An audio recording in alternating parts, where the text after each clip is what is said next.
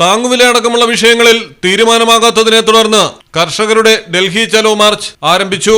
കേന്ദ്രമന്ത്രിമാരുമായി ചണ്ഡീഗഡിൽ നടത്തിയ ചർച്ച പരാജയപ്പെട്ടതിനെ തുടർന്നാണ് സമരം തുടരാൻ കർഷക സംഘടനകൾ തീരുമാനിച്ചത്. താങ്ങുവില നിയമപരമാക്കണമെന്നതാണ് കർഷകരുടെ ആവശ്യം. സംയുക്ത കിസാൻ മോർച്ചയടക്കം 200ഓളം കർഷക സംഘടനകളാണ് സമരം പ്രഖ്യാപിച്ചിരിക്കുന്നത്.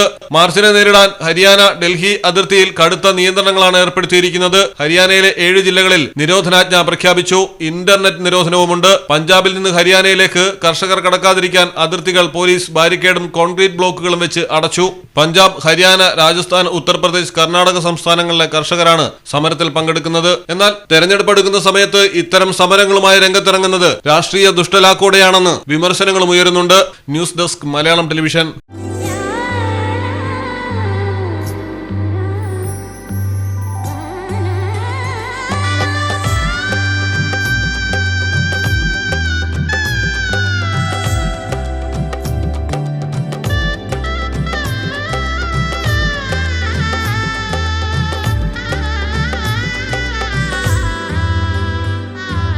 Celebrate the moments of colors.